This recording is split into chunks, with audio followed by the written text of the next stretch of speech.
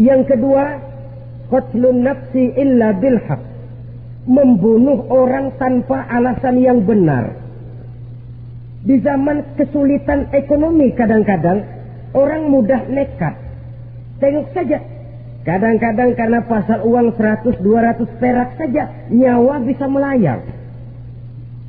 Kadang-kadang karena urusan yang remeh, salah omong, salah ambil, salah ucap, salah pegang, nyawa bisa jadi melayang. Alangkah murahnya nyawa, seakan-akan kita yang punya. Padahal nyawa itu hak milik Allah. Tidak pantas kita merampasnya, tidak pantas kita menghilangkannya dari jasad seseorang. Oleh karenanya, membunuh orang merupakan satu dosa yang sangat besar. Jangankan kepada orang yang seakidah, orang yang lain akidah saja pun, kalau dia hidup berdamai, rukun, berdampingan, kita harus melindungi. Apatah lagi teman seakidah sendiri. Saudara-saudara kaum muslimin rahimakumullah. Pantas kalau Nabi menyatakan apabila dua orang Islam sudah saling berkelahi, berbunuh-bunuhan, al-qatil wal maqtul finnar. Yang membunuh dan yang dibunuh dua-duanya sama-sama masuk neraka. Sahabat heran, ya Rasul, kalau yang membunuh masuk neraka sih wajar, tapi yang terbunuh kok neraka juga, kenapa? Kata Rasul, sebenarnya dia juga cuma sudah niat untuk membunuh, cuma keduluan saja. Andai kata dia tidak terbunuh, tentu dia yang akan membunuh. Saudara-saudara kaum muslimin rahimakumullah, Islam sesuai dengan namanya adalah agama damai. Kita tidak boleh mencari-cari musuh, walaupun tidak boleh lari kalau bertemu musuh. Oleh karenanya, pantang seorang muslim menimbulkan benih keonaran menjadi biang kerok buat lingkungannya.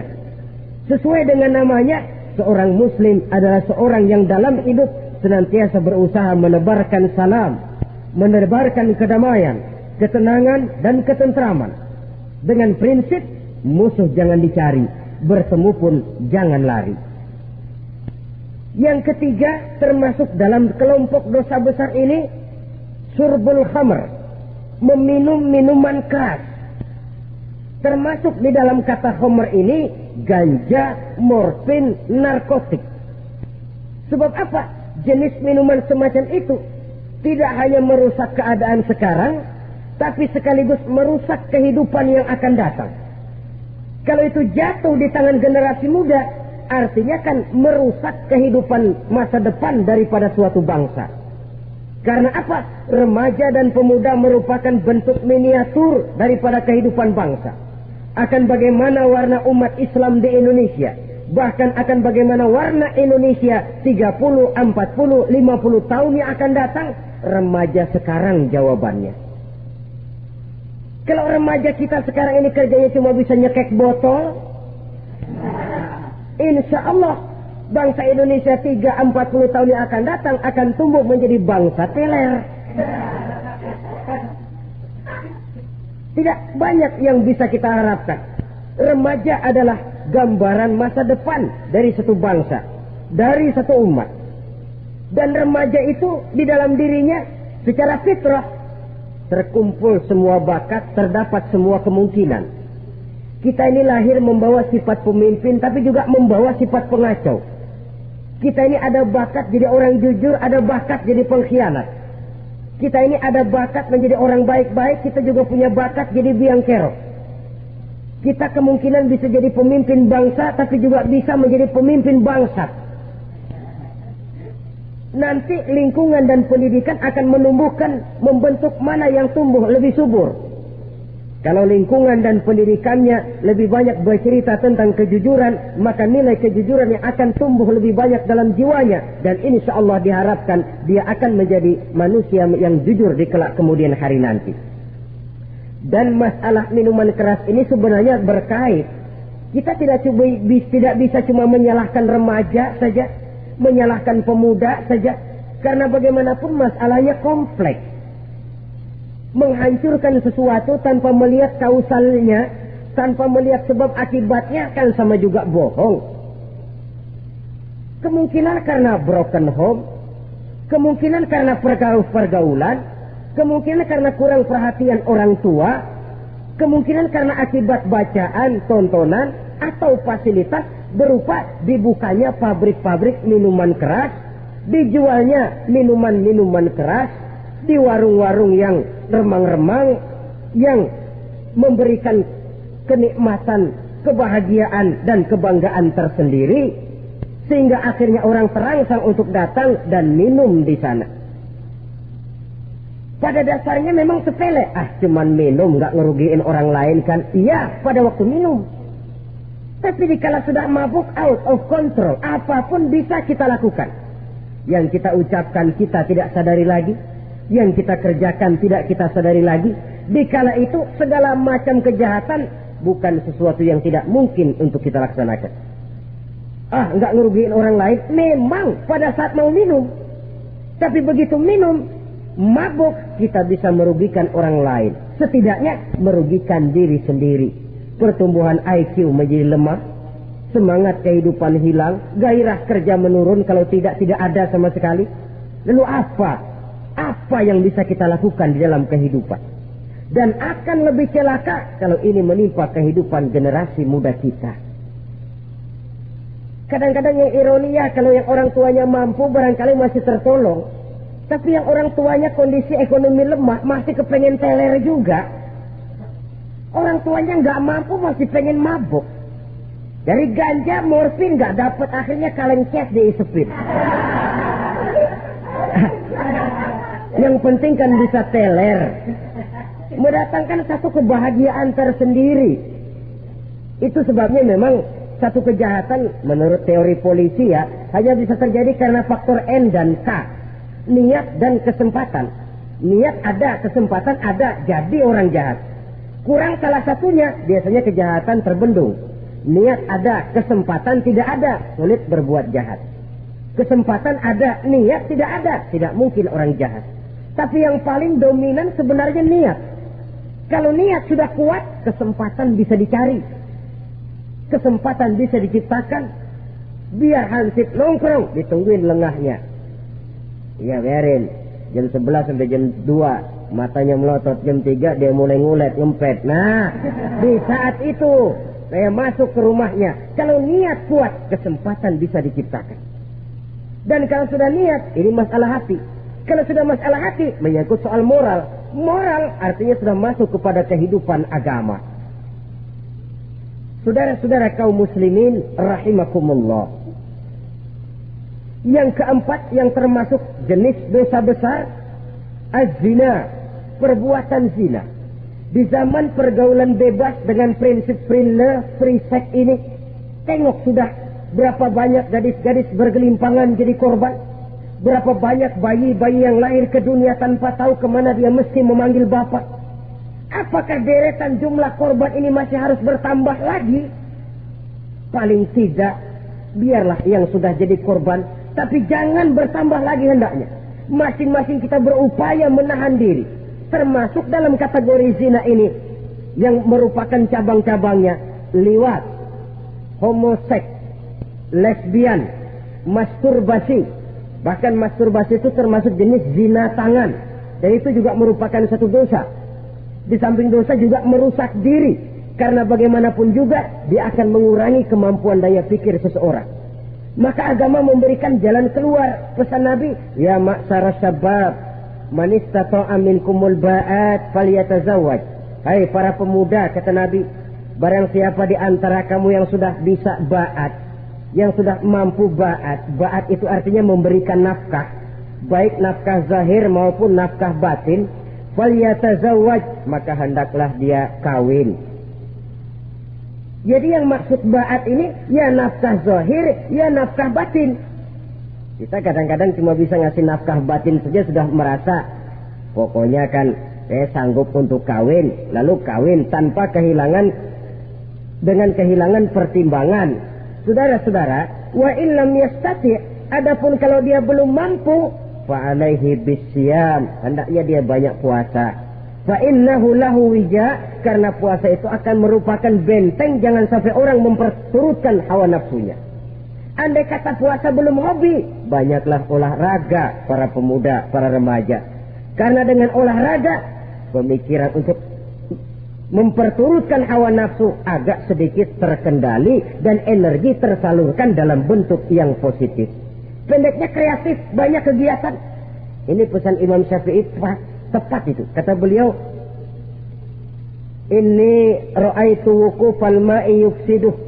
In sala taba wa illam yajri lam yasif." Aku melihat air kalau diam rusak, tapi kalau dia mengalir jernih. Air kalau ngendap, nggak ngalir, nyamuk nyarang di situ, bisa jadi sumber penyakit. Manusia hidup begitu. Kalau nggak punya kegiatan, nggak kreatif, kerjanya cuma delohom, ayam-ayam, akhirnya jadi ngerusak. Ngomongin orang, ya ngapa, anu. Kebangetan nggak ngapa-ngapain, orang aja dipontenin. Orang diomongin, lahirlah namimah, lahirlah ribah. Saudara-saudara, air itu kalau ngendap ada aja yang nyarang. Tapi kalau dia ngalir, orang ada kesibukan, insya Allah dia tidak akan jatuh kepada sesuatu yang bisa mengundang dosa. Isilah waktu dengan hal-hal yang bermanfaat. Karena hidup ini singkat dan tidak berjalan mundur ke belakang. Mundur hancur, berhenti diinjak orang. Sekali melangkah, jangan surut mundur ke belakang. Homoseks terlepas dari penyakit kejiwaan. Sekarang ini kan sudah ada persatuan kaum gay katanya. Meminta perlakuan yang sama dan agar dibolehkan kawin sesama mereka. Secara manusiawi boleh, secara manusiawi kita hargai mereka. Tapi dari kacamata agama ini jelas merupakan penyimpangan. Dan penyimpangan merupakan suatu dosa. Terlepas dari pertimbangan manusiawi. Jangan karena terlalu memperturutkan suara manusiawi lalu kita mengesampingkan agama. Termasuk lesbian, wadon karo wadon. Ya, kalau homo itu kan lanang karo lanang katanya. Saudara-saudara kaum muslimin rahimakumullah, ini bukan penyakit baru. Liwat, homoseks sudah dikenal dari zamannya Nabi Lut. Laki dengan laki. Lesbian dari zaman istrinya Nabi Lut. Terlepas dari penyakit kejiwaan, dari segi agama ini merupakan penyimpangan dan merupakan dosa yang besar. Yang kelima, yang termasuk jajaran dosa kelas kakap, qadzful mu'minina wal mu'minat, menuduh orang mukmin yang baik-baik, laki atau perempuan, melakukan perbuatan zina sehingga hancur namanya di masyarakat. Ini merupakan satu perbuatan dosa yang sangat besar dan sangat dimurkai oleh Allah. Saudara-saudara kaum muslimin rahimakumullah. Oleh sebab itu ditentang masalah ini, kalau memang tidak ada saksi, jangan sembarang kita enteng lidah menuduh orang lain berbuat zina, menuduh orang lain berbuat serong. Dosanya kelewat besar di dalam kehidupan. Karena apa? Mencari harga diri itu berat, memelihara kehormatan diri jauh lebih berat. Satu kali orang dihancurkan namanya di masyarakat, dia akan terisolir jadinya. Oleh karenanya berlindung kita kepada Allah, jangan sampailah dihinggapi oleh sifat ini. Karena sentimen kita kepada seseorang, karena hasad kita kepada seseorang, tidak senang melihat orang lain lebih maju, lalu lidah ini seenaknya saja mengucapkan kata. Padahal sanksi dan resikonya sangat besar. Yang kita tuduh barangkali mendapat pahala dari Allah. Kita sendiri yang menuduh tanpa saksi, tanpa alasan yang benar, mendapat dosa yang sangat besar. Saudara-saudara, memang kadang-kadang aneh dalam hidup ini. Seorang pelacur biasanya bisa menjaga mulutnya di masyarakat. Kata-katanya baik, sopan. Kenapa? Karena mulut yang satu sudah tidak terjaga.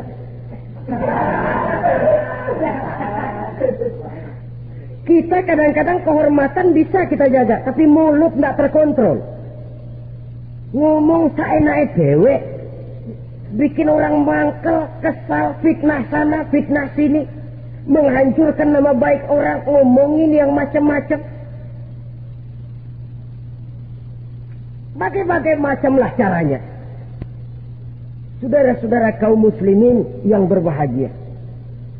Jadi dengan demikian, menuduh orang lain berbuat zina, sedangkan orang itu tidak pernah melakukannya, ini termasuk satu dosa yang sangat besar di dalam kehidupan ini.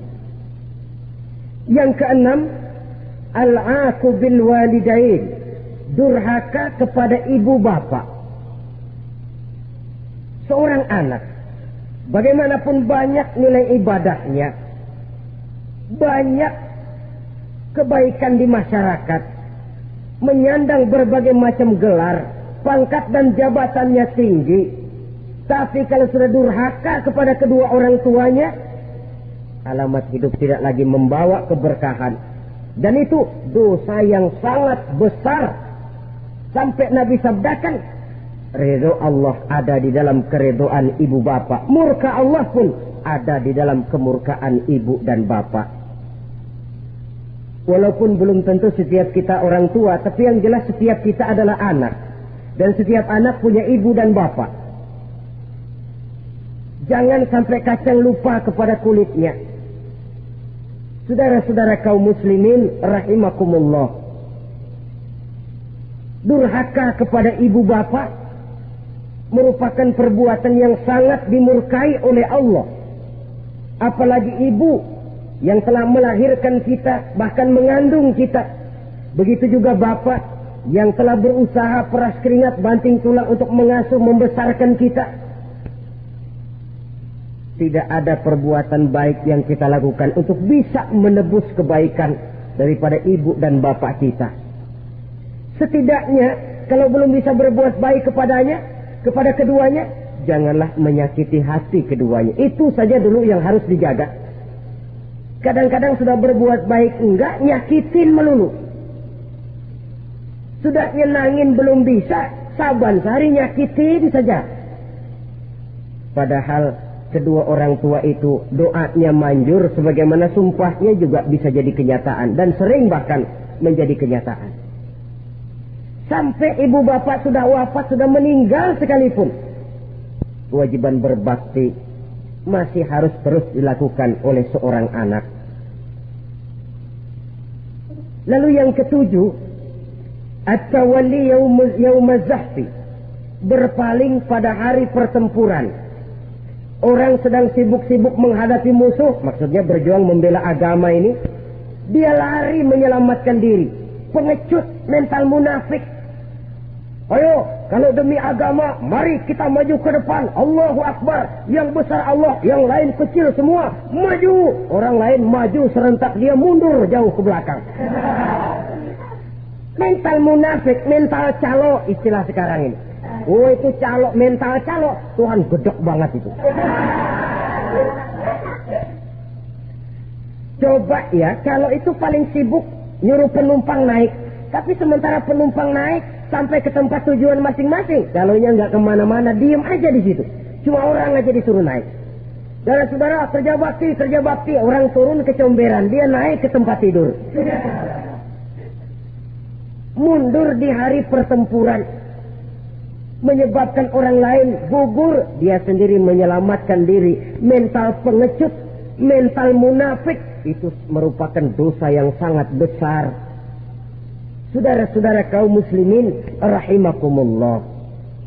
Itu sebabnya agama itu memerlukan keberanian. Memang, tapi bukan keberanian yang tanpa perhitungan. Sebab berani tanpa berhitung namanya berani babi. Kita berani kalau benar, kita harus takut kalau salah. Jangan dibalik. Salah berani, nekat namanya. Benar takut, pengecut namanya. Orang yang pengecut adalah orang yang takut membela kebenaran. Orang yang nekat sesungguhnya udah salah nggak malu lagi, udah salah nekat lagi. Merasa rugi berbuat kebaikan, puas kalau berbuat kejahatan.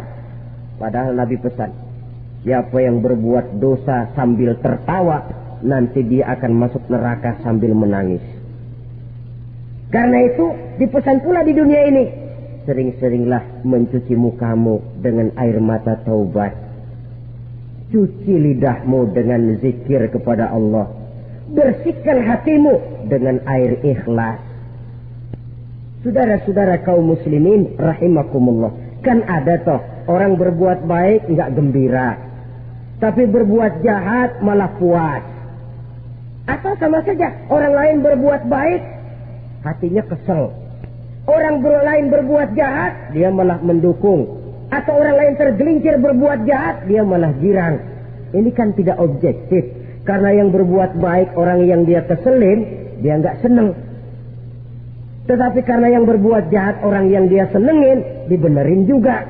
Itu enggak objektif namanya. Mundur di hari pertempuran pada saat saudara-saudara kita sedang menghadapi musuh, sikap pengecut yang sangat dibenci Allah. Yang kedelapan, termasuk kelompok dosa besar, aklu malil yatim, makan harta anak yatim. Kadang-kadang ada orang mengeksploitir loh nasib anak-anak yatim. Karena biasanya para dermawan peka kalau mendengar nasib yatim, memberikan santunan. Si yatim belum makan, yang ngurusin udah pada kenyang. Mengeksploitir, memakan harta anak yatim termasuk dosa yang sangat besar. Sehingga Nabi pesan, ana wa kafilul yatim kahataini yaumal qiyamah. Aku dan orang yang menyantuni anak yatim seperti dua jari ini di hari kiamat. Rumah yang paling dimuliakan Allah adalah rumah yang di dalamnya ada anak yatim yang hidupnya dihormati, hidupnya disantuni, keperluannya dicukupi. Maaf saja, tahap kita menyantuni anak yatim ini baru tahap setahun sekali. Kalau Muharram kita agungkanlah, kita besarkan. Lebaran yatim katanya. Kita kumpulkan dana, kita usap kepala yatim, kita kumpulkan beras. Kita bagikan hari itu. Perkara bulan depan kelaparan, kita tutup kuping. Perkara bulan berikutnya dia kelaparan, kita masa bodoh. Bahwa di bulan Muharram kita santuni yatim piatu itu sudah baik. Tapi akan lebih baik lagi kalau kita sanggup menjadi bapak asuh mereka, memikirkan sekolah mereka ada kontinuitas. Kalau mereka diasuh oleh orang lain, lalu bertukar agamanya, berpindah akidahnya, kita ngomel habis-habisan. Tapi kita ada kemampuan, kita tidak mau berbuat semacam itu. Ya sama juga bohong namanya. Saudara-saudara kaum muslimin rahimakumullah. Orang yang menyantuni yatim mendapat pahala besar.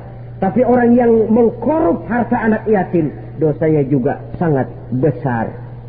Berhati-hatilah kalau kita diberikan kepercayaan oleh masyarakat untuk mengurus anak-anak yatim. Karena pahalanya besar, resikonya juga besar. Yang kesembilan, syahadatuz zur, sumpah palsu. Sebab sumpah palsu ini menggunakan nama Allah untuk sesuatu yang tidak benar. Nama kita saja dibawa untuk yang tidak benar, kita jengkel. Nama kita dipalsukan untuk sesuatu yang tidak baik, kita kadang-kadang jengkel, tidak puas jengkel, menuntut melalui saluran hukum. Kenapa? Nama saya dicatut. Bagaimana lagi kalau nama Allah kita pakai untuk bersumpah, sumpahnya palsu, menguntungkan kita, merugikan orang lain, Allah murka betul. Maka sumpah palsu termasuk deretan dosa-dosa besar. Apalagi yang ke-10, aklu riba, makan riba alias renten. Ini kan yang cepat mendatangkan uang. Kadang-kadang kalau yang bikin riba itu orang awam barangkali, ya masih kita maklumi. Kadang-kadang penyakit ini datang menimpa mereka juga yang kita kenal kebaikannya. Bahkan suka datang ke musola, rajin ke masjid kadang-kadang. Riba masih dimakannya. Karena ini cara cari duit paling enak. Duit utuh, tambahnya terus masuk. Na'udzubillah, summa na'udzubillah. Itu yang diibaratkan dalam perjalanan Mi'raj waktu Nabi diperlihatkan neraka. Orang perutnya sebesar rumah dililit ular. Diseret-seret itu hancur perutnya. Dibulatkan lagi, diseret lagi, hancur lagi. Dibulatkan lagi, terus menerus begitu. Dia berteriak, mengerang, mengeluh, mengaduh kesakitan. Nabi tanya, itu apa Jibril? Itu contoh dari umatmu yang suka makan riba Muhammad. Makan renten. Saudara-saudara, Ini kan mencetik leher orang. Orang sedang kesulitan. Kelihatannya sih baik, menolong. Tapi di belakang menolong itu nyekek. Di belakang menolong itu nyekek. Dan nyekek itu sebenarnya tujuan utamanya.